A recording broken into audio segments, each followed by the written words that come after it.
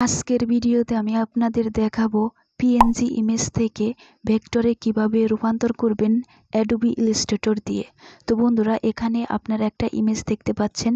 এই ইমেজটা কিন্তু পিএনজি ইমেজ। আমি আপনাদের প্রপার্টিসে গিয়ে দেখিয়ে দিচ্ছি। এই ইমেজের প্রপার্টিসে আমি চলে গেলাম, এরপর আমি ডিটেলসে চলে গেলাম। এখন আপনারা এখানে দেখেন এই ইমেজটা কিন্তু পিএনজি। এই দেখুন পিএনজি লেখা ইমেজে। তো আমি এই পিএনজি ইমেজটাকে ভেক্টরে রূপান্তর করে আপনাদের দেখিয়ে দেব। আপনারাও অ্যাডোবি ইলাস্ট্রেটরে চলে আসবেন, এর পরের দিকে ফাইল এখানে একটা ক্লিক করবেন, তারপর এখানে নিউ এই অপশনে একটা ক্লিক করে দেবেন।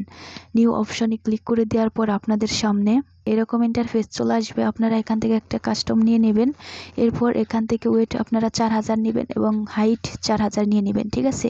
এরপর আপনারা এখান থেকে মোর সেটিংস এখানে একটা ক্লিক করে দেবেন। মোর সেটিংস অপশনে ক্লিক করে দেওয়ার পর আপনাদের সামনে এরকম ইন্টারফেস চলে আসবে। এরপর বন্ধুরা, এখানে কালার মোড আপনারা RGB দিয়ে দিবেন এবং রাস্টার ইফেক্টস এখানে আপনারা হাই 300 ppi এটা দিয়ে দিবেন, ঠিক আছে। তো বন্ধুরা, এরপর আপনারা এখানে ক্রিয়েট ডকুমেন্ট এখানে একটা ক্লিক করে দেবেন, তারপর ক্রিয়েট এই অপশনে একটা ক্লিক করে দেবেন। ক্রিয়েট অপশনে ক্লিক করে দেওয়ার পর আপনাদের সামনে এরকম ইন্টারফেস চলে আসবে। এরপর বন্ধুরা, আপনি যে ইমেজটাকে ভেক্টরে রূপান্তর করবেন ওই ইমেজটা এখানে নিয়ে আসবেন। এজন্য এখানে ফাইল এই অপশনে একটা ক্লিক করে দেবেন, তারপর ওপেন এই অপশনে একটা ক্লিক করে দেবেন।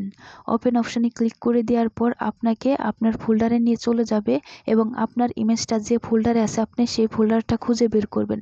ফোল্ডারটা খুঁজে বের করে ইমেজটা খুঁজে বের করবেন, এরপর ইমেজটার উপর ক্লিক করে দিবেন, অর্থাৎ ইমেজটা সিলেক্ট করে নেবেন। তারপর এখানে ওপেন এই অপশনে একটা ক্লিক করে দেবেন। ওপেন অপশনে ক্লিক করে দেওয়ার পর আপনাদের সামনে ওই ইমেজটা কিন্তু চলে আসবে। এই দেখেন আমাদের ইমেজটা কিন্তু এখানে চলে আসছে। এখন বন্ধুরা, এটা আমি একটু জুম আউট করে নিচ্ছি, ঠিক আছে। তো আমি এখন কি করব, এই ইমেজের পাশে যে আর্টবোর্ডটা আছে সেটা রিমুভ করে নেব। এজন্য উপরের দিকে ভিউ এই অপশনে একটা ক্লিক করে দেবেন, এরপর নিচের দিকে শো ট্রান্সপারেন্সি গ্রিড এই অপশনে একটা ক্লিক করে দেবেন। তাহলে এই আর্টবোর্ডটা এখান থেকে রিমুভ হয়ে যাবে। এরপর আমি আরেকটু জুম ইন করে নিচ্ছি, ঠিক আছে। এখন আমি এই যে ইমেজটা পিএনজি ইমেজটা এই ইমেজটা এখন ভেক্টরে রূপান্তর করব।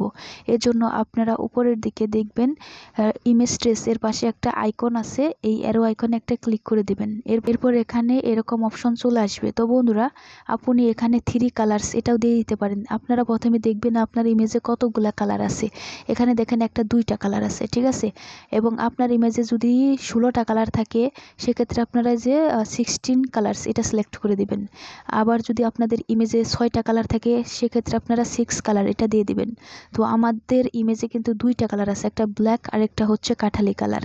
এই 2টা কালার আছে, এই জন্য আমরা 3 কালার আমরা এটা সিলেক্ট করে দিতে পারি। যেহেতু এখানে 2 কালার নাই, তো সেক্ষেত্রে আমরা 3 কালার এটাই সিলেক্ট করে দেবো, ঠিক আছে। তো আমরা এটার উপর একটা ক্লিক করে দেবো।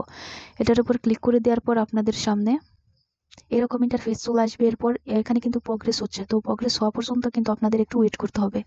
বন্ধুরা, এখানে কিন্তু প্রগ্রেস হয়ে গিয়েছে। এরপর আপনারা এখানে এক্সপ্যান্ড এই অপশনে একটা ক্লিক করে দেবেন। এক্সপ্যান্ড অপশনে ক্লিক করে দেওয়ার পর বন্ধুরা, আমাদের ইমেজটা কিন্তু ভেক্টরে রূপান্তর হয়ে গিয়েছে। এই দেখেন আমাদের ইমেজটা ভেক্টরে রূপান্তর হয়ে গিয়েছে। এই ইমেজটা গ্রুপ আকারে আছে, আমি এটা আনগ্রুপ করে নিচ্ছি। আনগ্রুপ করার জন্য আপনারা আপনাদের মাউসের রাইট বাটনে ক্লিক করবেন, এরপর এখানে আনগ্রুপ নামে একটা অপশন দেখতে পাবেন, এখানে একটা ক্লিক করে দেবেন।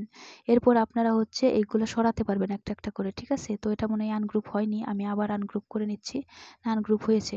তো বন্ধুরা, এখান থেকে দেখুন এটা আলাদা আলাদা করে আপনারা সরাতে পারবেন। এই দেখেন আপনারা যেটা ইচ্ছা সেটা সরাতে পারবেন। তো এটা কিন্তু ভেক্টরে রূপান্তর হয়ে গিয়েছে। তো আমি আগের অবস্থানে নিয়ে নিচ্ছি, ঠিক আছে। তো বন্ধুরা, এখান থেকে সাদা যে কালারটা আছে এটা আমি এখান থেকে রিমুভ করে দেবো, এই জন্য এটা সরিয়ে নিলাম। এরপর আমরা কন্ট্রোল এক্স দিয়ে এটা ডিলিট করে দিলাম। বন্ধুরা, এখন আমরা এটা কপি করে নেব। কপি করার জন্য আমরা এটা সম্পূর্ণ সিলেক্ট করে নেব। সিলেক্ট করার পর কন্ট্রোল সি দিয়ে কপি করে নেব। এরপর আমরা আমাদের যে আগের আর্টবোর্ডটা এখানে ক্লিক করে আমরা আর্টবোর্ডে চলে আসবে। এখন আমরা কন্ট্রোল ভি দিয়ে এটা পেস্ট করে দেব। এরপর এখানে দেখতে পাচ্ছেন আমাদের ভেক্টরটা এখানে চলে আসছে। এখন বন্ধুরা, আমাদের ভেক্টরটা আমরা সম্পূর্ণ সিলেক্ট করব। এরপর আমরা এটা গ্রুপ করে নেব। গ্রুপ করার জন্য আমরা আবার মাউসের রাইট বাটনে ক্লিক করব, তারপর এখানে গ্রুপ দেখতে পাচ্ছেন, এখানে ক্লিক করলে কিন্তু এটা গ্রুপ হয়ে যাবে। বন্ধুরা, আমাদের ভেক্টরটা গ্রুপ করে আমরা এই ভেক্টরটা একটু বড় করে দেব, ঠিক আছে। তো এটা অনেকটা ছোট আকারে আছে, তো আমি এটা একটু বড় করে নিলাম। এরপর আপনারা এটা মাঝ বরাবর বসিয়ে দিবেন। আমি এখান থেকে লাইন থেকে মাঝ বরাবর বসিয়ে দিচ্ছি। এরপর আপনারা এটা সেভ করে নেবেন, ঠিক আছে, ইপিএসে সেভ করে নেবেন। তো আমি কি করব, এখান থেকে ফাইল এই অপশনে একটা ক্লিক করে দেব। এরপর আমরা এখান থেকে সেভ অ্যাস এখানে একটা ক্লিক করে দেব। সেভ অ্যাস অপশনে ক্লিক করে দেওয়ার পর আমাদের সামনে এরকম ইন্টারফেস চলে আসবে। তারপর এখানে অ্যাডোবি ইলাস্ট্রেটর এআই থাকবে, আপনারা এখানে একটা ক্লিক করে দেবেন। তারপর ইলাস্ট্রেটর ইপিএস এখানে একটা ক্লিক করে দেবেন। তারপর এখান থেকে আপনারা একটা নাম দিয়ে দিতে পারেন, ঠিক আছে, আমি দিয়ে দিচ্ছি ডগ বোন 23 দিয়ে দিলাম। এরপর আপনারা এখান থেকে সেভ এই অপশনে একটা ক্লিক করে দেবেন। সেভ অপশনে ক্লিক করে দেওয়ার পর এরকম ইন্টারফেস চলে আসবে। এরপর আপনারা ইলাস্ট্রেটর এখানে একটা ক্লিক করে দেবেন। তারপর আপনারা এখানে ইলাস্ট্রেটর 10 ইপিএস এটা সিলেক্ট করে দেবেন।